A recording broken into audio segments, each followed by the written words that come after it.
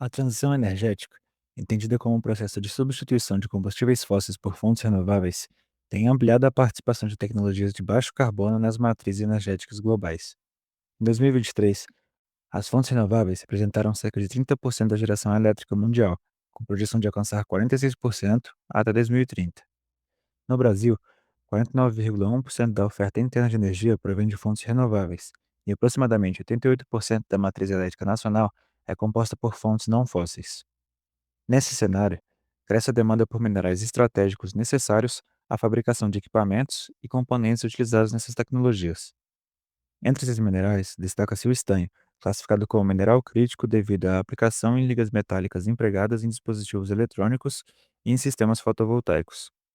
Segundo a International Tin Association, cerca de 48% do consumo global de estanho é destinado à produção de soldas, e mais de 22 mil toneladas foram incorporadas no setor solar em 2022. Globalmente, as principais províncias estaníferas estão distribuídas no Sudeste Asiático, especialmente na China, Indonésia, Mianmar, Malásia e Tailândia, na África Central, com destaque para a República Democrática do Congo, Ruanda e Nigéria, e na América do Sul, sobretudo na Bolívia, Peru e Brasil. No Brasil, as principais ocorrências se concentram na região norte, dentro do cinturão estanífero amazônico, englobando áreas como Presidente Figueiredo, no Amazonas, e os municípios de Itapuã do Oeste, Rio Crespo e Ariquemes, em Rondônia, além da região de São Félix do Xingu, no Pará. A extração do estanho inicia-se na lavra da casterita, presente em depósitos primários e secundários. Os depósitos primários ocorrem em veias hidrotermais e pegmatitos, e os secundários em sedimentos aluvionares. Nos depósitos primários, o minério é removido por métodos convencionais de lavra, seguido de bretagem, classificação e concentração gravimétrica. Nos depósitos aluvionares, a casterita aparece misturada a areias e cascalhos, sendo coletada e encaminhada para tratamento. As operações de lavra da casterita abrangem supressão da cobertura vegetal, abertura de cavas, movimentação de solo e deposição de rejeitos. Essas atividades envolvem aspectos ambientais como a alteração da morfologia do terreno e a geração de resíduos sólidos, que estão relacionados a impactos ambientais como a diminuição da biodiversidade, modificação do relevo e instabilidade física das áreas mineradas. Além disso, a compactação do solo decorrente do tráfego de máquinas se relaciona a impactos como instabilidade do terreno e maior suscetibilidade à ocorrência de deslizamentos e alagamentos. De forma complementar, as etapas de lavagem e separação do minério, que demandam volumes significativos de água, podem promover o carreamento de sedimentos para corpos hídricos. Esse aspecto está vinculado a impactos como assoreamento de rios, lagos e garapés, alteração do regime hidrológico e redução da qualidade e disponibilidade hídrica. O estanho é aplicado em ligas metálicas utilizadas em soldagem devido à baixa temperatura de fusão e boa molhabilidade. No setor fotovoltaico, o estanho integra ligas empregadas nos processos de conexão elétrica entre as células solares. O composto que incorpora essas ligas é a fita de interconexão fotovoltaica, produzida com um núcleo de cobre revestido por ligas à base de estanho, assegurando funcionalidade elétrica no módulo. A fita de interconexão fotovoltaica apresenta geometria plana e estreita, fornecida em bobinas e aplicada sobre as trilhas condutoras das células solares. Ela apresenta um núcleo de cobre de alta pureza e revestimento metálico composto por ligas contendo estanho, com espessura entre 10 e 40 micrômetros.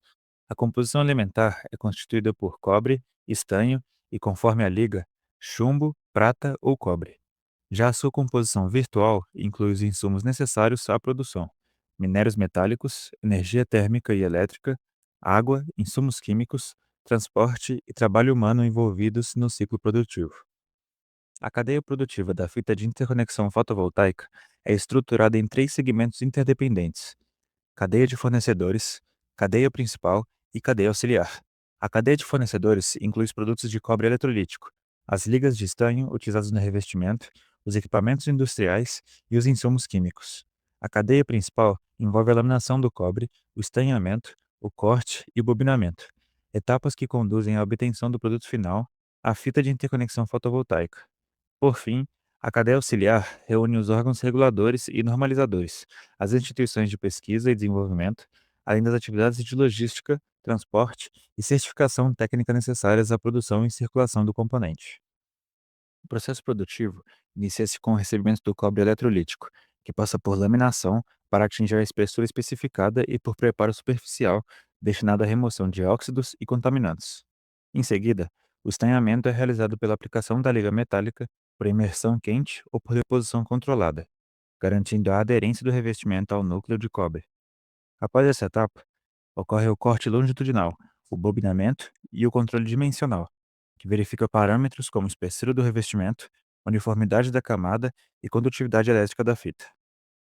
As atividades de manuseio de insumos químicos e soldagem apresentam aspectos ambientais como o vazamento inadequado de soluções químicas e a emissão de vapores metálicos.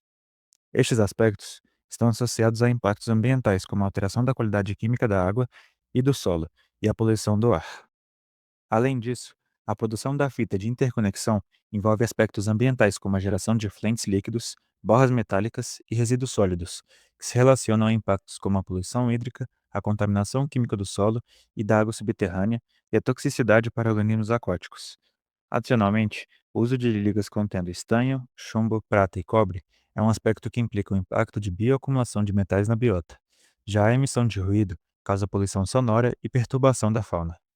Assim, a mineração da cassiterita e a fabricação da fita fotovoltaica estão sujeitas a um conjunto de instrumentos legais e de gestão ambiental. O escopo legal é estabelecido pelas leis federais, como a Política Nacional do Meio Ambiente, PNMA, e a Política Nacional de Resíduos Sólidos, PNRS. A PNMA define os princípios para o licenciamento ambiental e exige estudos como o Estudo de Impacto Ambiental, EIA, e o Relatório de Impacto Ambiental, RIMA. Já a PNRS estabelece diretrizes para a gestão de resíduos e exige a elaboração do Plano de Gerenciamento de Resíduos Sólidos. Além disso, as resoluções CONAMA nº 382/2006 e nº 430/2011 impõem limites para as emissões atmosféricas em processos térmicos e parâmetros para o lançamento de fluentes líquidos. A ABNT-NBR 10004 classifica resíduos industriais por periculosidade, orientando o manejo de materiais contendo estanho, chumbo e prata. A ISO 14001 estabelece requisitos para um sistema de gestão ambiental. Já o Global Reporting Initiative, GRI, apresenta orientações e requisitos para elaborar um relatório com informações sobre os impactos ambientais, sociais e de governança de uma organização, configurando um padrão de boas práticas.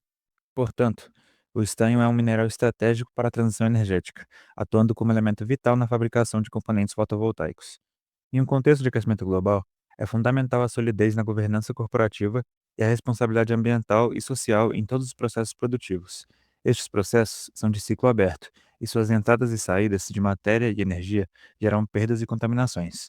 Desta forma, os instrumentos de gestão ambiental e marcos regulatórios garantem que os custos ambientais e sociais sejam internalizados, atribuindo a responsabilidade por esses impactos ao agente poluidor.